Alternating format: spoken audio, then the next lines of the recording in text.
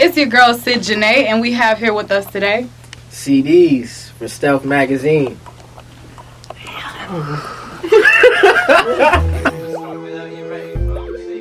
Yeah. Hey. Triple do shit. Hey. Yeah. Remember they said impossible, and we still make shit possible, and we just wanna be profitable. Too many tricks in my arsenal. These niggas ain't marketable. The difference is I'm knowledgeable. 2020 with the vision board, we're setting these niggas apart from you. Niggas don't rap like this no more. God don't make it like this no more. Came in the game through the back door, caught the alley oop off the back ball. Just wait till I drop through the trap door. I'm increasing the cash flow. Good gas on my wish list. Wrap the pack like it's Christmas. Y'all be smoking that big shit. I be smoking at 16. I be hanging with misfits. Real niggas don't fit in. Never had no shit. So I already knew I shit. Bitch, you can't tell me. This is hilarious. Watch me when they get. Yeah. They try to say it wasn't talking shit. Give me a 10-second countdown. We are good to go. How's everybody feeling? Everybody What are you good? feeling? We good? It is. Good energy in the room. I'm good to go. Am I still in the shop? At that point, Yeah, I'm good. I know my personality kind of big, like. You was good where you was at.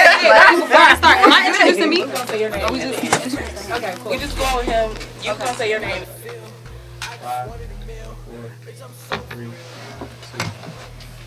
All right. We like to usually start with a little bit of an intro. Can you tell me a little about yourself? Okay, I go by the name of CDs, CDZ. Everybody knows me as Blue, but also CDZ, I got that from where Jizza and RZA got their names from, the Supreme Alphabet. So, like, I've kind of been tapped in with that type of music before I even started making music, so that kind of shaped where I am now.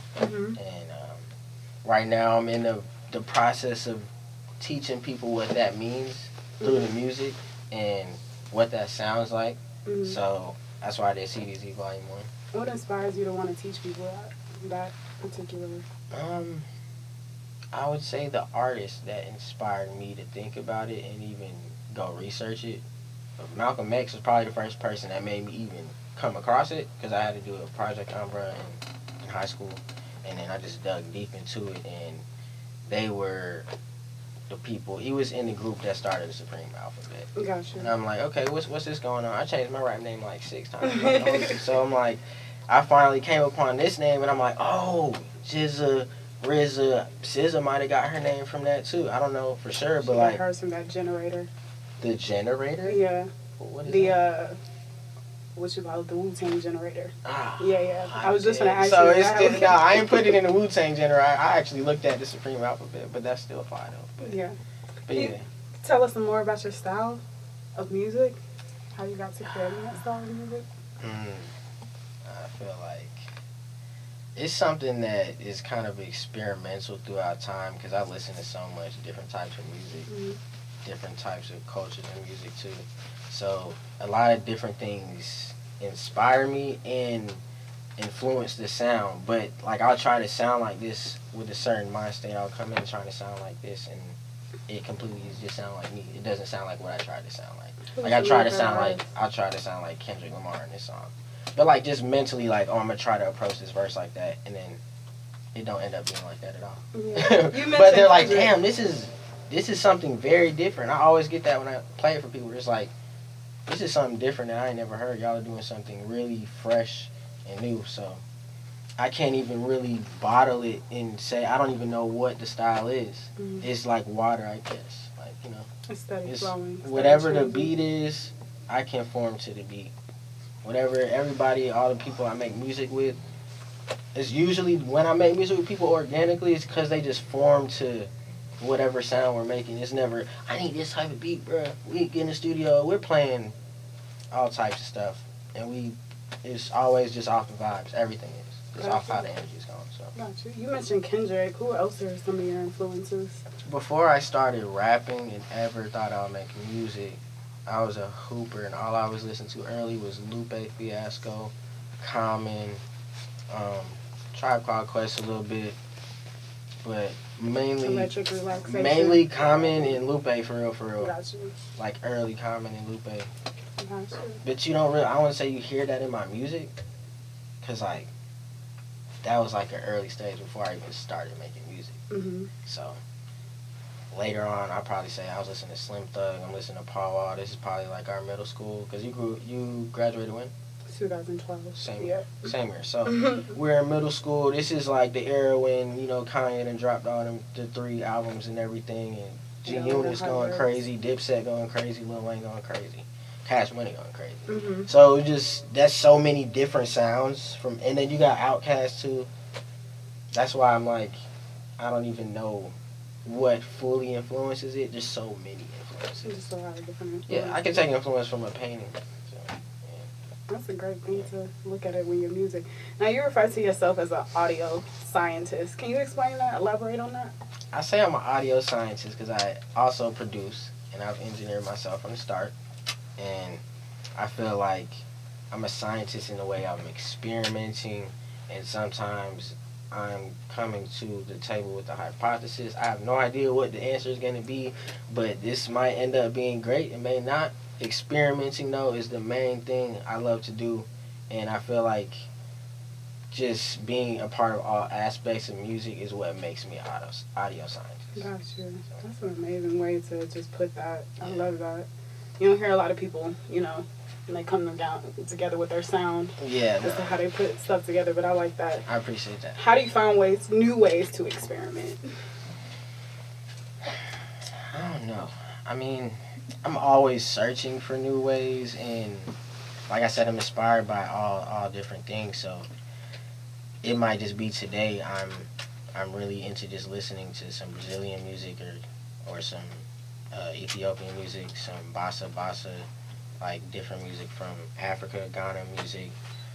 Like I'll listen to that. Sometimes I'll listen to just different types of sounds that I'm not gonna make myself, but I'm just vibing in this. Like I like this sound, and it ends up rebirthing something new when I come back to the mic or when I go back and produce. Also, I take time off. I don't force it. Like, Mm-hmm. if I'm with the homies, it's not forcing it, but we're probably gonna make music. But by myself, it's times where I probably then just written like 6 songs in a couple of days, and I never record them until like 10 days later or a month later. But I don't really like to force it. If I'm not I don't have the right energy for the day to record this type of song, I'm not about to do it. Gotcha. I've heard artists say this in the past, like when they're like really heavy in their mind about creating a new project, they may not listen to other music, especially like newer music, because they don't want anything to influence you. Do you feel similar with your creative process?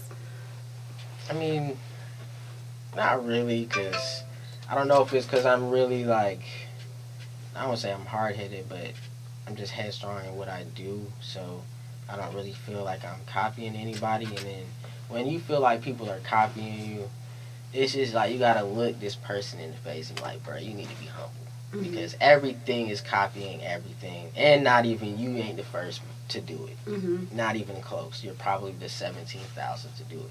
But if you shape it in your way and talk about it, like make it a little bit personal to what you got going on, it's gonna sound a little bit different. But everybody's really doing the same perspectives. It's just who can say it better, or who is able to deliver it better, basically. Right. So I don't really.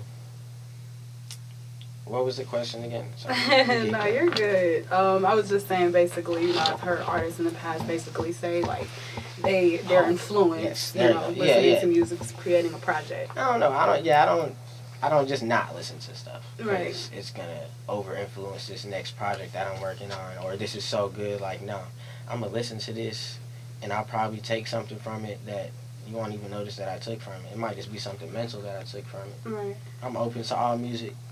I like your perspective because you made a mention about, multiple people have done it. You ain't the first people. I think Picasso said this, it's a form of flattery, when your art, people copy from your art. So that's dope to have that perspective because some people, take on the perspective of biting. So I like definitely what you said. Let me ask you a question. How do you challenge yourself to be more innovative in your music?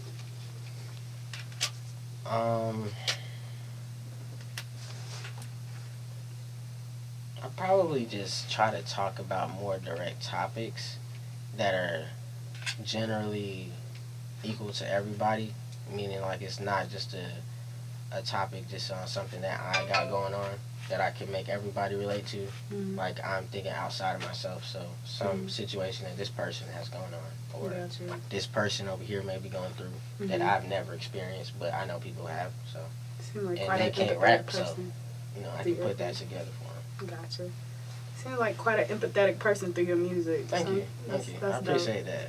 Now, a lot of people may not know this, but you recently dropped an EP back in July titled Volume 1.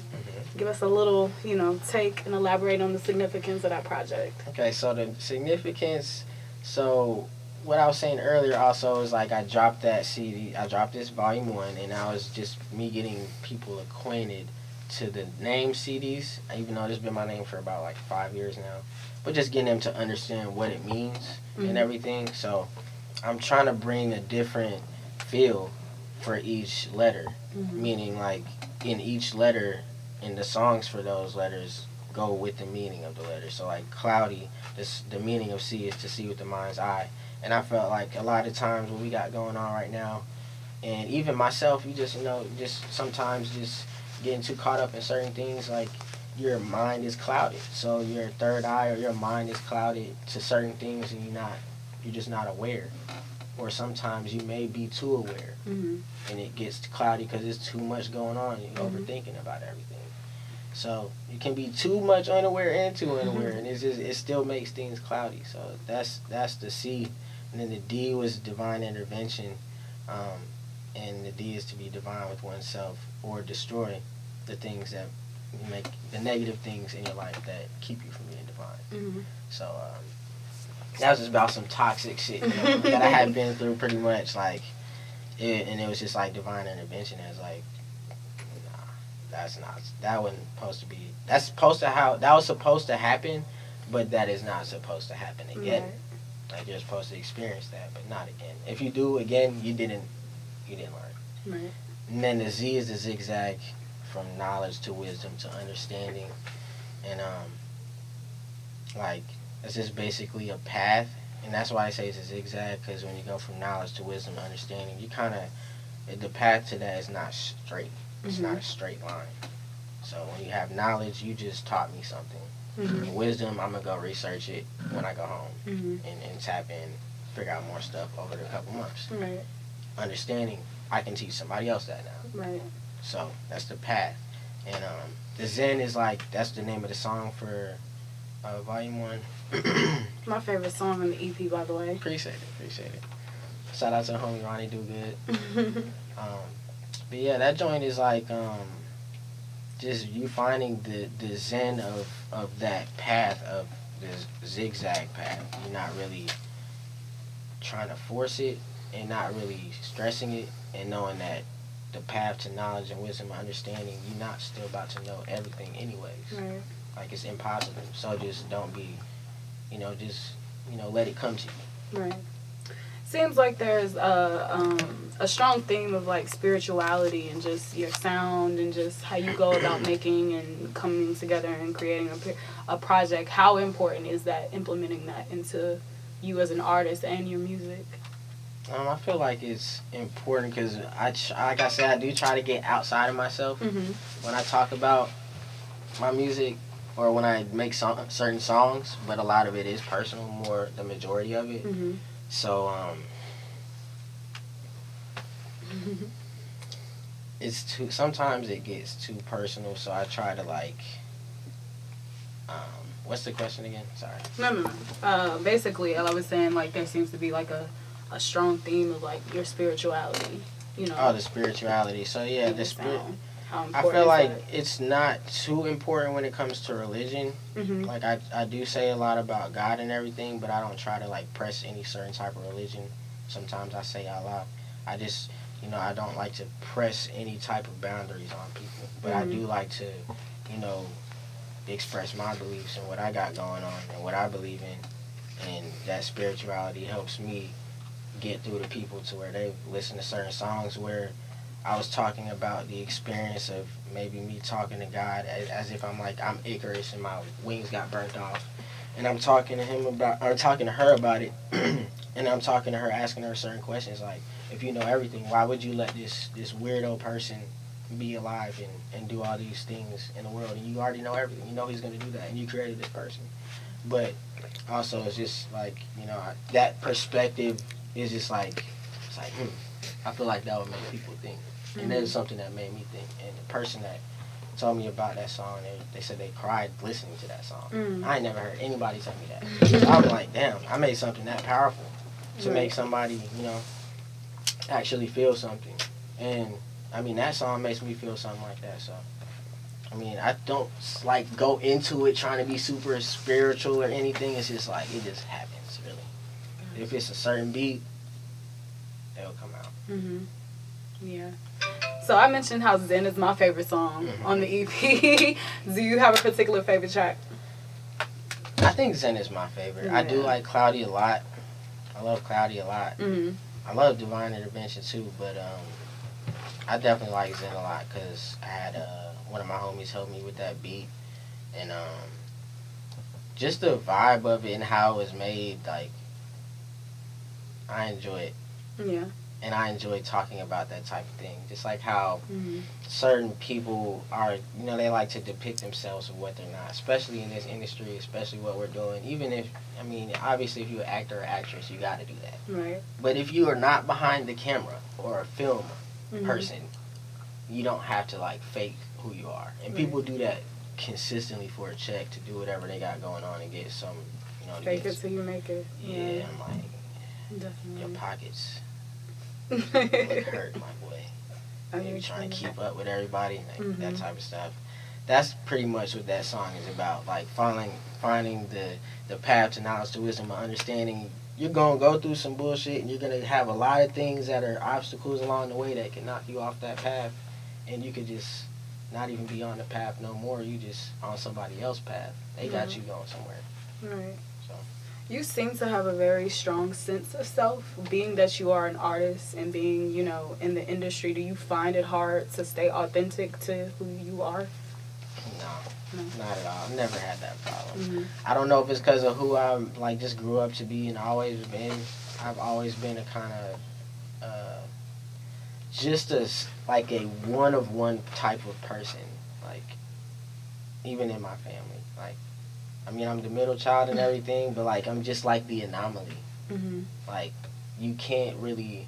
It's I can purposely make you not fuck with me. Like the black sheep. Not even not fuck with me. I'm talking about you're trying to mess up my mood, and I can purposely just enjoy what I had going on. Even as a kid, my parents would try to take my toys, and they'll try to put me in timeout, and they'll come back in the room. I'm having the time of my life. I done found some other shit to play with, or I'm just just enjoying myself doing something else. And I've always had that same vibe about me, not really phased unless it's connected to somebody with me. I never really have any problems with myself. But if it's connected to somebody with me, then it's a little different. Gotcha. I'm phased for sure. And I'm in that guy. I'm ready to go. I love it. Now, as far as other artists, do you work with frequently, and in what capacity? Say that one more time. Other artists that you might, come together with and create with. I work with Keenan Rush a lot. He's from East Atlanta, but we be at the studio on the south side a lot in College Park, just making bangers. I met him last year, really, probably around this time, if not October, and we have made over 200 songs by now. But that's a good friend. Wow. That's definitely a really good friend of mine. You talking about quantum physics earlier. Me and bruh we made a track, and bruh started talking about quantum physics. We started researching shit. It's 3 o'clock now. Shit, I might be a quantum physicist when I turn 40. I ain't gonna hold you. But my boy Ronnie Dogood, I met him 2020 actually. When I made my first trip to LA, he came out there with us. He was helping us engineer and everything, and he's also an artist. And he came back and changed his name to Ronnie Dogood when he came back.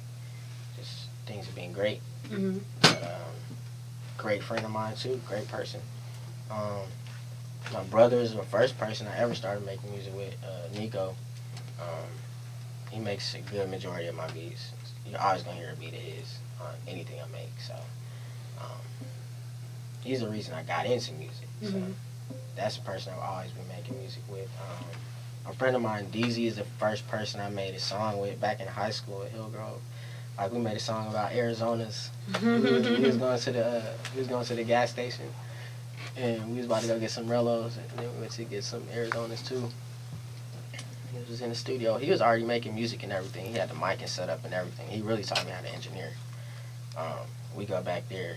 Me and my homie Sam start rapping on the mic about Arizona's, and next thing you know, he dropped a song.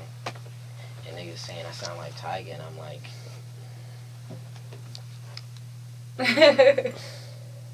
sure. But now we'll look where we're at. Right. Yeah. But at the time, I mean, that's not bad. I mean, shit. Arizona was a big part of our culture back in the day. It was. Yeah. It was. I don't even know if I drink those anymore. Me either. Definitely. But they were major back in the day, though. But Atlanta, you know, we in the heart of Atlanta right now. And, you know, Atlanta been running the music scene for a minute now. How does just the culture of the music in Atlanta, just being in Atlanta, how does that, if at all, does it influence you? I try not to let it influence me too much because the Atlanta scene, if you're just not tapped in with the right folks, it can be real artificial. Really, really artificial. You know, everybody. It's just like, you know, probably how it is in LA. Everybody's clicked up and stuff and that different stuff. But I'm attached to a lot of different people that are in different areas. So I like to say, why would I lock myself down to this one fraternity when I can have all of the assets from each fraternity, you feel me? By staying connected to myself and have my connections with each person. Just like saying if I didn't want to go to a label or something and all these people that I know work for this label and they have all the same connections, why would I need to be signed? Right. So, I mean, I don't try to, there's not anything that really influences me specifically like that's going on in Atlanta. I feel like there's a bunch of different sounds going on in Atlanta right now that are really good. But I feel like it's kind of all over the place. It's all over the place right now. Definitely like what Spillage Village has going on for sure. I like Spillage Village. Definitely, I've been tapping in with them. Like I met them recently. They're pretty good. They're good peoples. So, besides that, I ain't really met nobody else. I mean, I done seen a whole bunch of different people here at this studio. Astro is the best studio in Atlanta, for sure. But nothing really that's going on in the city right now is overly influencing me. Like, I can't think of anything that's just... And that's why it's just, like, even when you asked earlier about, like, me worrying about certain music overly influencing what I got going on, it's just not really a problem. I don't even be worried about it. Got you. You made a mention of a few artists' production that you collaborate. What specific during the collaborative process, what does that reveal to you? I like letting other people, you know, do their thing and see what they bring to the table. And I try to be like, because I play basketball, I like to be the point guard. So I like to just sometimes assist. Sometimes I'll come to the studio and I don't have to, like, I don't have to be the superstar every time. I don't even have to rap on the track. I can help you with the track. I might could put some keys on the track. I can help in many different ways. So I'm always just trying to see what I can assist for the person that I'm working with, pretty much. When I'm collabing with somebody, producing, or we're making a song, I'm trying to just add to the vibe and amplify it, pretty much. Gotcha. That's the key. Has that process helped you grow through your own music when you're creating a project? Definitely. For sure, because I mean, still I do now, but every time all my music, when I'm making my projects, like I'm writing it probably dolo, not in the studio with people. I might be in the studio when I go record it, but the idea is the idea. Like, it's so strong. It's like, I mean, you can help me add something to it, but they're not really even thinking to add nothing to it because I done had this song written for like a month and been thinking about it, so I already know like what to do with it. So it's, yeah. Gotcha. You started producing first, and is there anything particular that when you come to finding your voice and adding to your voice in your tracks when you're doing your production? Like adding my voice in the background? Mm-hmm. I mean... Are there any specifics?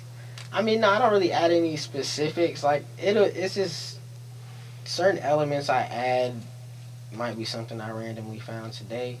It might be something, if I add an audio, like of myself, a vocal thing into a beat, it's because I'm already about to rap to the beat. Mm-hmm. And I heard like a melody, so I'm adding this in the background.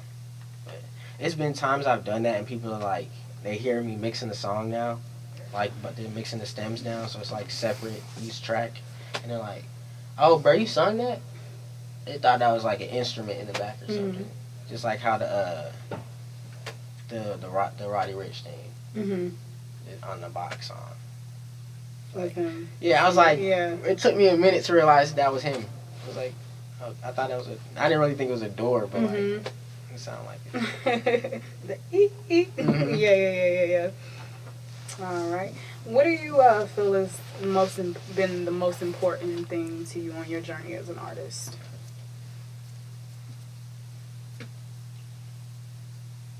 I think it was in 2015 or 2016. We were going to South by Southwest this weekend, and I'm hanging out with this chick on Friday. No, we're going Friday. We're leaving Friday to drive here. I'm hanging out with this chick on Thursday that I used to work with. First time hanging out with her. We smoking everything, and we get some pizza. Ordered to the crib. At this time, even people I know in high school, but a lot of people I played basketball with know, but like a lot of people didn't know I didn't have a tooth. So I have a fake tooth in the whole time, like in this Invisalign. So I'm so geeked up, I bite into this fucking Papa John's, and it cracks my retainer. Damn. I go into the bathroom, I'm like, oh shit. I'm like, I'd make up some excuse. I had to dip out of there. I had to get out of there. So I get back to the crib. I'm pretty much over that situation. Now I'm just worried about, I have to go to South by Southwest and perform in front of these people without a tooth. I ain't never done this in front of people or been comfortable in front of people like that, doing that. And we got a great response. I met a whole bunch of different people down there and just literally changed the whole trajectory of me feeling comfortable with it. Because I could have got another tooth. Right. I just haven't, because it's just, people just treat it normal. I thought it was going to be a big deal. Yeah. It makes me think of, what's the artist? Danny Brown. Mm-hmm. Yeah.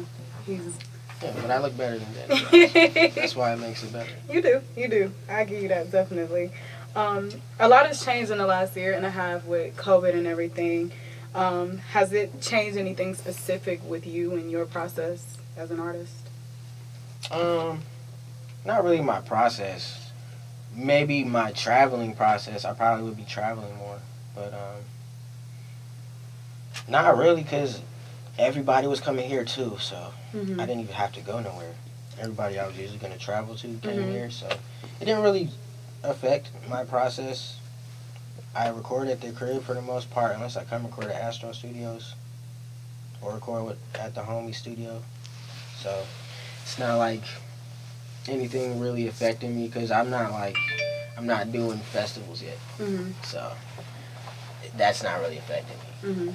But I was still doing shows and different, like, small shows, and so it didn't really affect anything I had going on besides like a job.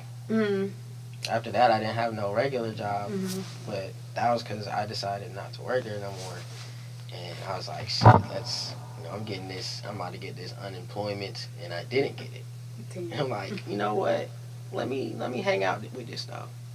Continue doing my own graphic design business that I've been doing for years. And I'm just like, kind of put more real energy and actual business behind it. And it worked out. So you mentioned festivals. I guess stuff is starting to open back out, festivals, concerts, and everything like that. Do you plan on doing any live performances soon? I do. Yeah. I do. We're definitely trying to do I can't remember the name of this park. It's definitely on the west side. I think it's Perkison Park, maybe. But we had set up a stage and everything, did a show out there, had vendors out there. That was probably like 2 months ago. We had about at least 150 come out, and it was a day where it's like everybody's about to come out, and it rained hard as fuck, and people still came out. We expected like 20 people to come out because it rained for real, and then folks still came out. It was a great show. Recently, I went down to Memphis with Keenan, performed down there. Besides that, I'm thinking, I think I'll be in Chattanooga, if that is not. I think that's October. I'm not good with calendars. That's why I got a manager. It's all good. It's all good. Is there any particular performance you're looking forward to? Is there any specific venue, festival that you would want to play? Like, I would love to play. I played A3C before. I would love to do that again, but A3C is kind of like a less organized South by Southwest. If they organize it better, like, and make sure people know this A3C, this is not, which is okay regardless, but certain people will think they're performing at an A3C powered event, and you don't have no media, you don't have no promotion going on with this event because it's not an A3C event. Right. So, I've never experienced that. The only one I went to, I don't know if you heard of YG Tut, but he raps with Isaiah Rashad. Yeah. He's fire. Yeah. He'll be at the chat when we go there. He'll be out there and chat. Yeah. But I opened up for him when he came here for A3C. It's the only time I performed there. Actually, I'm lying. Because look. That's the craziest thing. So the first time I performed, before the YG Tut, I performed and we was on like Peter Street where what's the name? The Escobar is over there, I think. And we're in this kind of like fashion store performing, and my homie Dino is with me. His name's 7K now. He up in Chicago going crazy. Shout out to Dino. Yeah, that's family, dog. He's going crazy right now. But he was just, bro. My dog energy is just explosive. He always has been a charismatic person. So he ends up meeting Russ, who we know who Russ is today. And this is like, niggas are not fucking with him. Like, not we're not fucking with him, but like, just people aren't really showing him love or nothing. And he over there just chopping it up with Dino. I went on before them, and his homie Buggus was like, just dapping me up. We was chopping it up and shit. Changed contacts and everything. He was like, bro, stay to see us perform. And this always happens. If it's any type of showcase event for me, it always happens. I come with like, my group of people, a good 20 of us or so, and they're ready to go. After I done perform. They didn't want to stay. I didn't try that time. So we missed out on Russ. That shit funny though. It's just funny how like the connections of everything. There was this one place at the Connect Lounge that was on Edgewood. It's not there no more. A lot of places not there on Edgewood. Yeah, Edgewood is dying out, man. Yeah. It's crazy. But we performed. OG Macko performed there. Lil Yachty had performed there. And this was like everybody's super early stages. Like, bitch, you guessed it, just came out. Oh wow. That shit was hilarious. So it's an interesting. There's so many interesting venues in Atlanta that I want to perform at, but I definitely want to.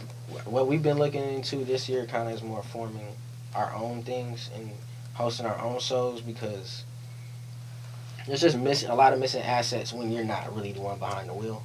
They just give you the venue and give you some tickets, but if you don't materialize, if you don't monopolize it right, the show's not gonna be how you want it to be. No matter where you throw the show at. You throw it at the Masquerade, you can throw it at Variety, you can throw it at Aisle 5. It don't matter. If you ain't gave your friends enough time, they might be out of town this weekend, so you gotta give them enough time to come back from Bermuda and come to the show. You gotta give everybody enough time, at least 2 weeks ahead. And they'll be giving you like, shit, we can do the show tomorrow. Alright, 17 people are coming. Everybody gone. But Midtown Music, Midtown Music. I would like to perform at Midtown Music. That just passed recently. That would be dope. I think so. Yeah, that's a really large venue. Yes. Yeah, so that would be dope. Especially just to get people to hear your sound. Yeah. Especially what your music stands for. Yeah, So I that'd be definitely would amazing. love it. Any festival. I'd be at an EDM festival performing my music. I don't care. Mhm. Yeah, Afropunk coming this weekend, so. I forgot Could Afropunk is here too. Mhm. You see your music in that type of venue. Definitely. Yeah. So look, the homie that I met in Spillage Village, I connected with Benji. He's from Pittsburgh. His brother produced for JID. His name Christo. Me and Benji got a track together. We got a couple tracks together, and he's actually about to perform at Afropunk. Mhm. It's just random because like all of them are like somewhere else in a whole nother state, and he coming from Pittsburgh to come perform here. I need to work something. I might need to perform there. Network. Yeah. Ain't nothing No, wrong but that's with the people's though. That's the homie. Those are good people for real. Yeah. All right. You want to tell us what you got coming up? Love to hear what's coming up. Nothing at all. Just started working at a tractor business, Mhm. and it's definitely my love and heart and soul. I'm putting everything into it. That's it. Really? No. No. CDZ Volume 2 on the way. Let us know. Yeah. Let us know. So Volume 1 was one song each letter. Right. This Volume 2 is going to be 2 songs per letter. And since I ever started rapping, my homies, my brother and his homies they kind of implemented some small ideologies in my mind with these angel numbers that I had never knew about. This is like when I'm in high school. And the first one that we just attached to was 222. And that's just always stuck with me. I even got it tatted on me and everything. And I was like, damn, that makes sense now. It's Volume 2. 222 is due to 6 songs. 2 for each letter. So Universe speaking to you. yeah, Definitely. it just makes sense. I mean, sometimes there's certain people that ain't even think about it that deep, but I'm thinking about everything so deep. I want to do quantum physics. I'm overly thinking about stuff. Like, why is this like this? Yeah. But I appreciate things like that match up like that. Like the synchronicity is not on accident. Not at It's all. definitely not. But this one is gonna be, it's gonna be a little bit more lively than Volume 1. I feel Volume 1 was more introspective and getting you interested more with the idea of everything. And now this is giving you more of a full body. And it's not even a full body yet. It's just 6 songs. But, like, you're going to be full. Yeah. Yeah, you're gonna feel like you ate, like, a good 5-course meal. Soul food. Yeah. It's good for you. Yeah, for sure. I love it. I love it.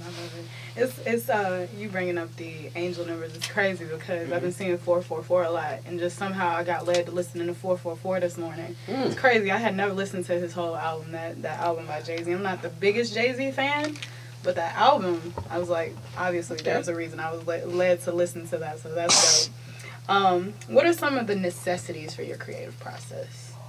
I gotta have this. A good beat.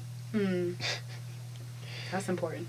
And I mean, I don't know. It's nothing really. There's just so many aspects that I pull from. I could be in a terrible mood, and this is perfect for this. Or I could be in a great mood, and this is perfect for this. I don't need weed. It just happens to be there all the time.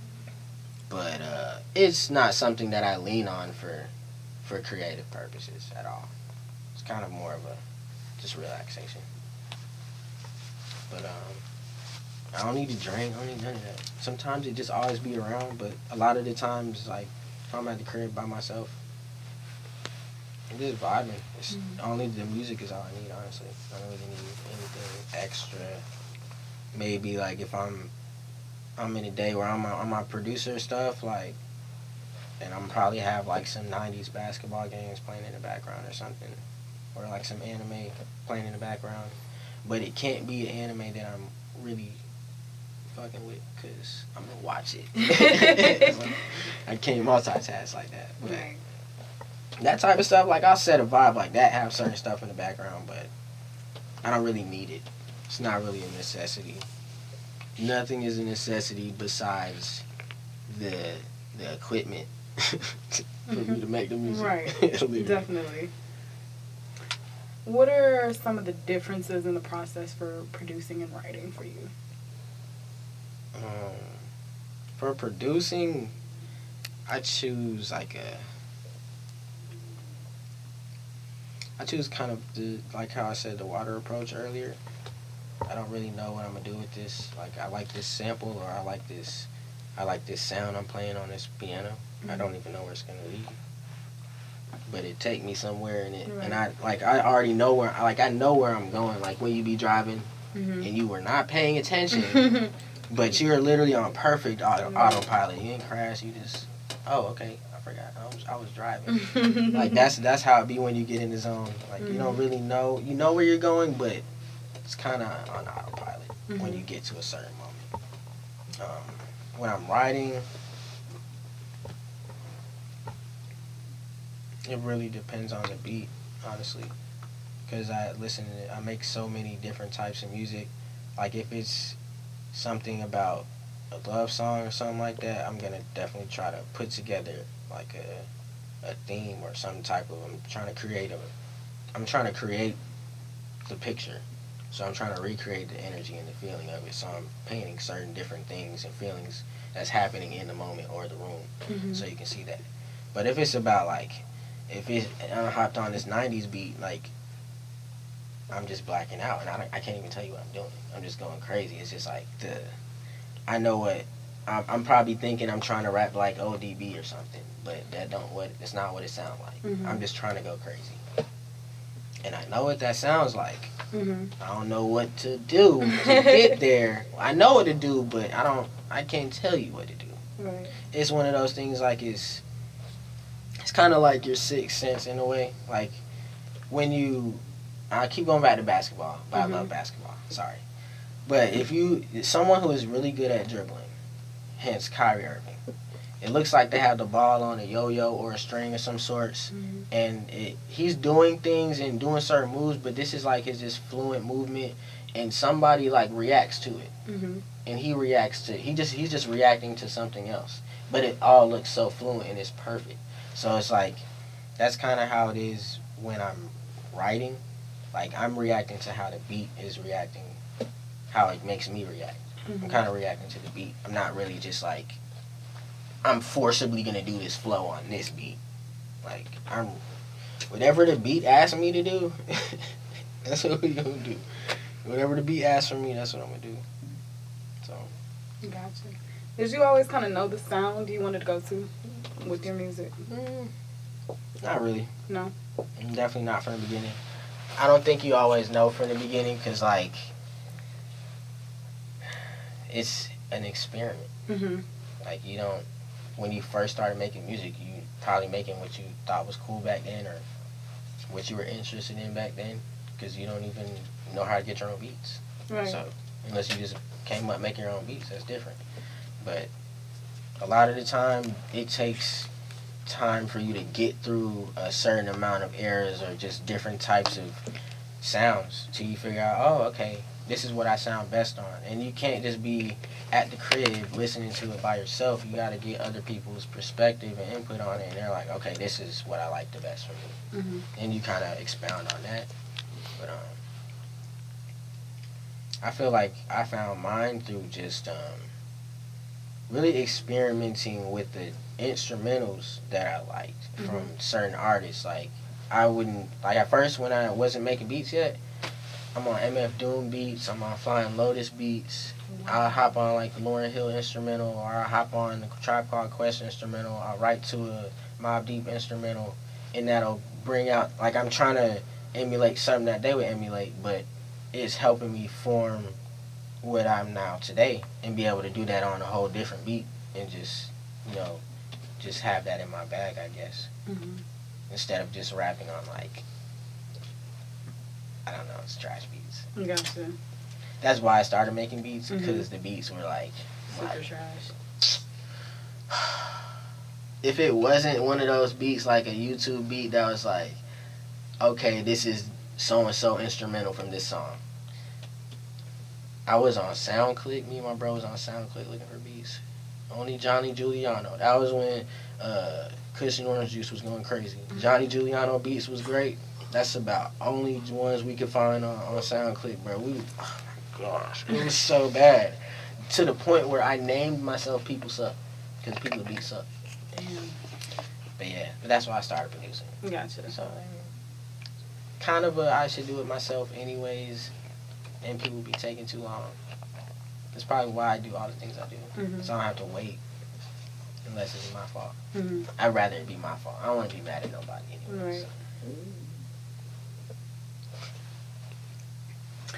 You definitely come off as a student of music, just everything, just your creative process, some of your influences, just, you know, how you go about producing and writing. What is research, if at all, if that looks like to you? Like, do you get yourself just super ingrained in, you know? Mm-hmm. The research to me is like what we talked about earlier, what people think would keep them from making their own sound, or like just experimenting, listening to other stuff. Mm-hmm. Just listening to, like recently, after I started hearing Tim's, I started to tap into Tim's, and I started to tap into more Nigerian music, because I was already into African music, but I hadn't got to Nigeria yet. I was in Ghana, and I was in the islands, but I ain't get to Nigeria yet, really. So I started tapping in, and like, okay, like the beats and different things, like I like that. I like Afro beats. I like K Tronada, even though he's from Canada and everything, he makes that. He has that vibe. So, like, there's so many influences. What was the question? No, I was just saying, like, being that you are very much a student of music, what research looks like to you. That's like, that's the research. Me just really trying to go out of my box and listen to stuff that I don't think I'm gonna make unless I would make this unless I'm in a band or something like that.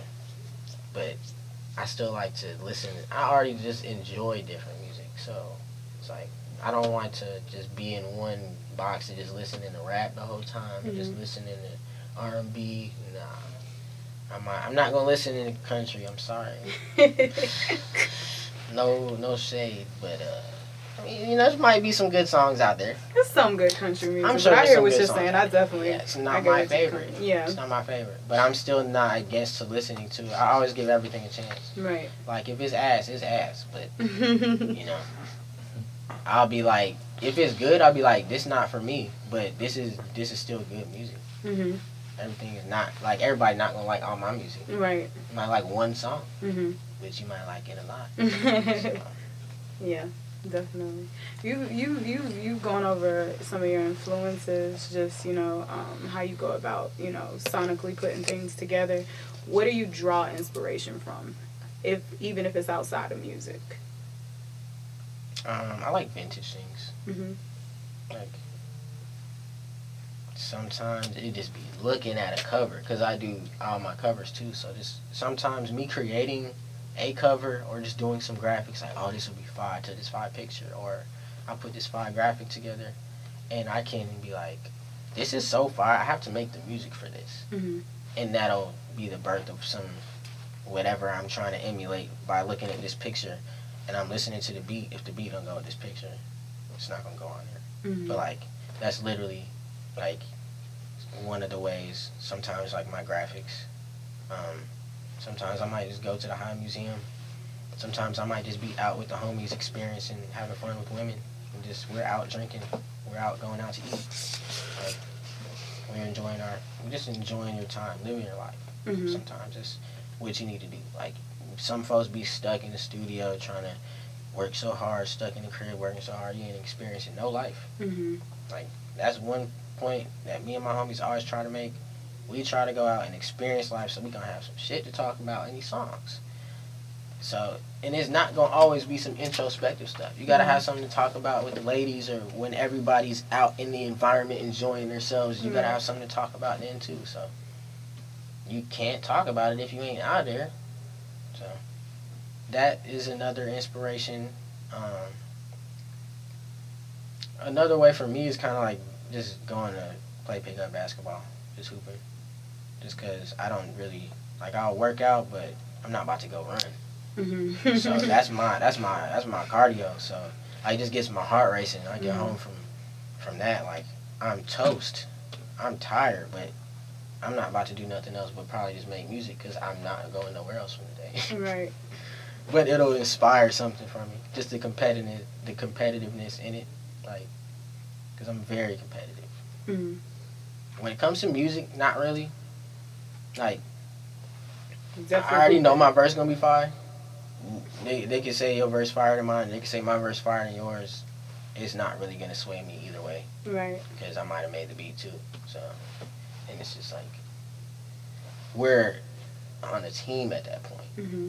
I feel like also in the industry it's more of a. It's not like. I feel like it's more people that could really win together, but everybody think you got to do it dolo, and it's like a kind of a one-man team type of thing. So I just feel like yeah.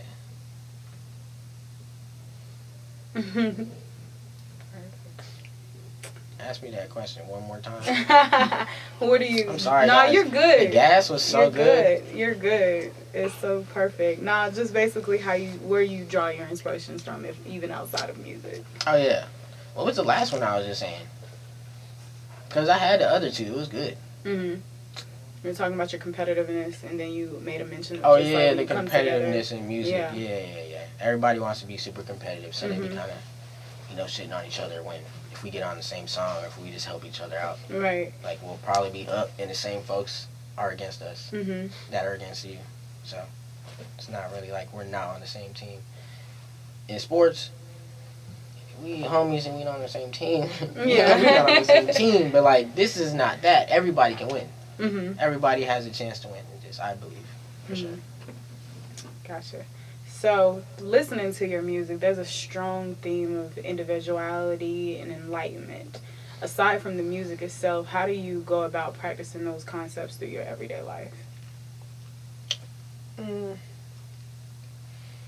I'd like to have time to myself.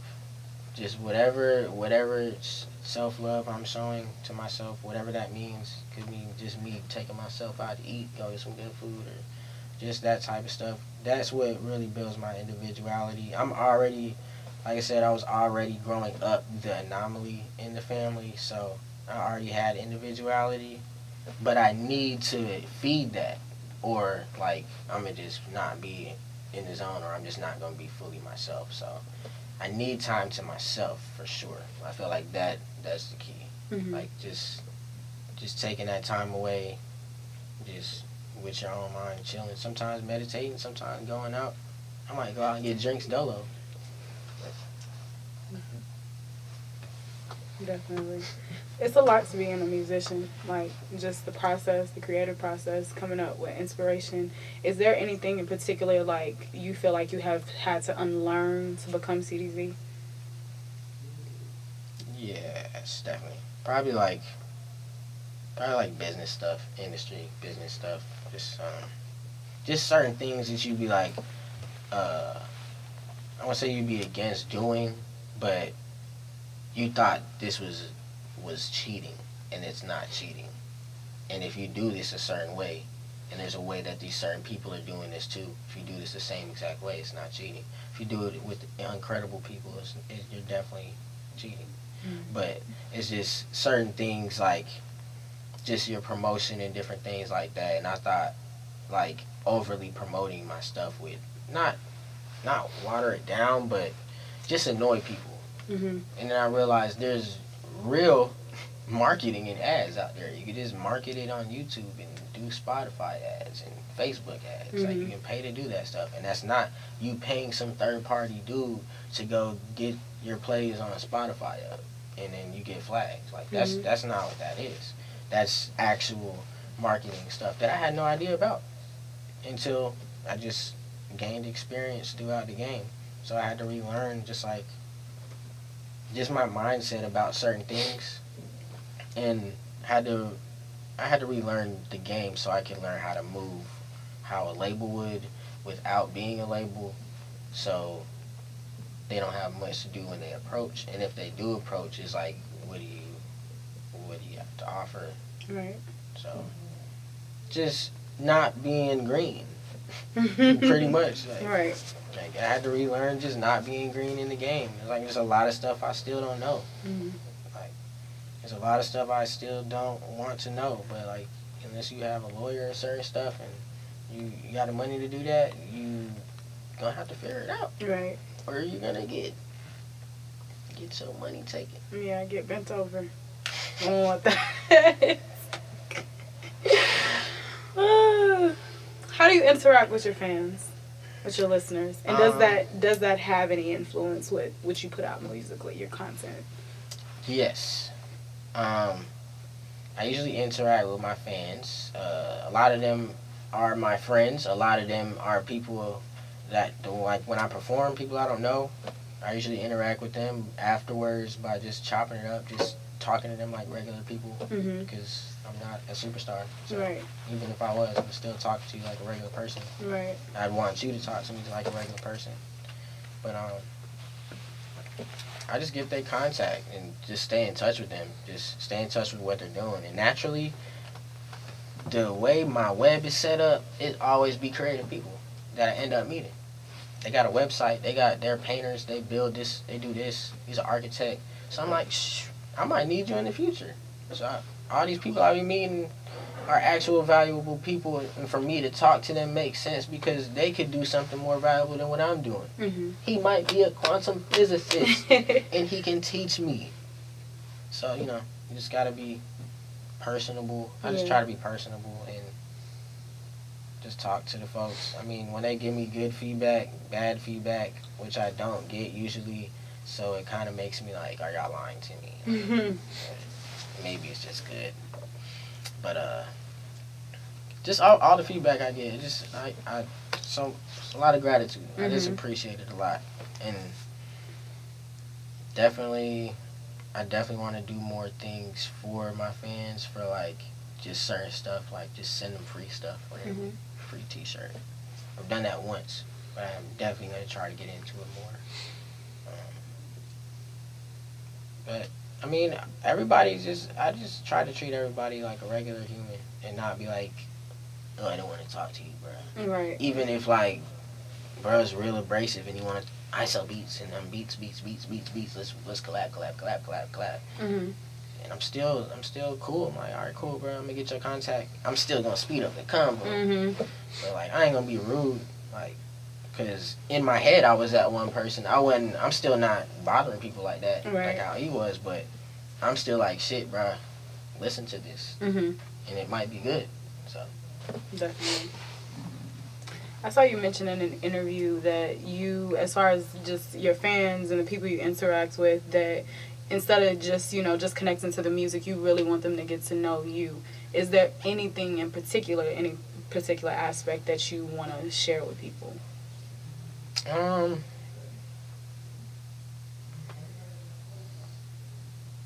Not really. I mean, besides that story that I told y'all, me losing my tooth, I feel like that's a very valid story. Just being comfortable with yourself and who you are, and not overthinking things that really don't even matter in the end.